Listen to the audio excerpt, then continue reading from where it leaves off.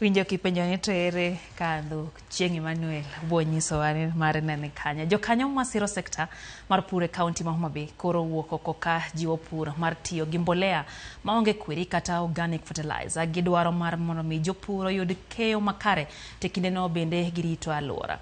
Jafwambo mar kaunti ma Homa Bay Halia Beach chiwo ler kaka riwruok moro masiro sekta mar pur e kaunti no tiyo gi oniambo mar loso mbolea ma jopur tiyo godo mar bero sekta mar pur.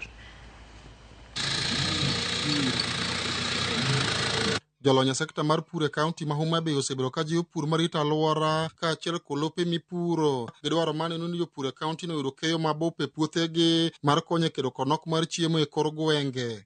Moko kuom riekni ma jolony sekta mar pur osebedo ka tego en tiyo kod mbolea molosi maonge kwiri moro amora kata organic fertilizer ma ok keth lowo kendo miyo jopur nyak malong'o e puothegi. Riwruok mok mar piny owacho maongre ni Kimbe Mist Enterprise Limited mayudore Rodi Kopanye kachud bura ma Homa Bay Town osebedo ka jiwo pur marito alwora kama gipidhe oniambo ma gimiyo yugi ma oting'o pot rabolo, olembe ma okethore kinde mamoko ma bende gikwanyo e chirni ma oniambo chamo kasto losruok margi ema wuok mbolea ma koro jopur tiyogo e puothe. To nwachake gi program mar rito alworawa makare. Gin gik machalo poklo mag olembe, poklo mag rabuon moyiedhi kata waru, nyanya motop, cabbages moko mineno molwar e chirogo, avocado moko mineno mobanjrego eko, maembe, machunga. Wadhi wakwanyo to wakelo. Molilgo wachak wagolo ng'egigo eko to wamiyo oniambo chamo e ot kucho.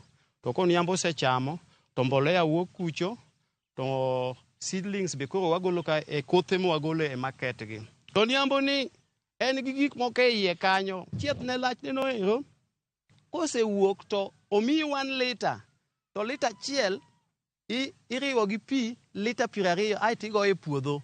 Mbolea ni mabende gilose puothgi onge kod kwiri manyalo hinyo ngima dhano kata ketho alwora ka jopur osebedo ka tiyo kode e pur mar oduma, pur mag alode, kothe mamoko kaachiel kod olembe. Gidwaro mar medo lowo ndhadhu manyalo konyo jiwo yuto margi. Wayudo ni kopidh kode oduma to oduma chiek 3 or 4% king'iye gi kikompea gi mbolea manyasani moting'o chemical and en chemical free.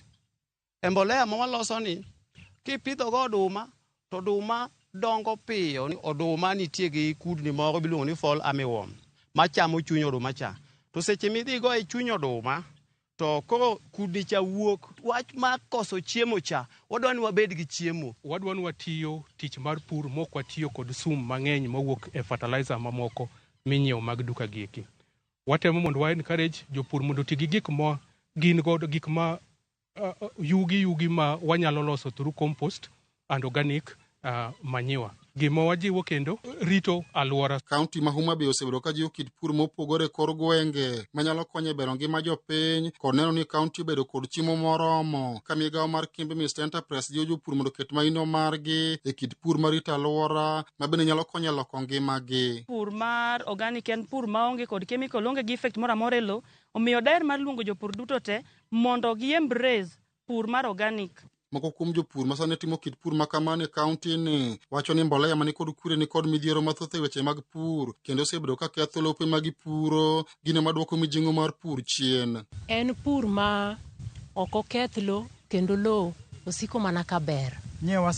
Nwakomo ma puodho mana nwang'e cham matin gunde 2 nadhi anwang'e gunde 7. Halia Beach, Ramogi TV, Homa Bay.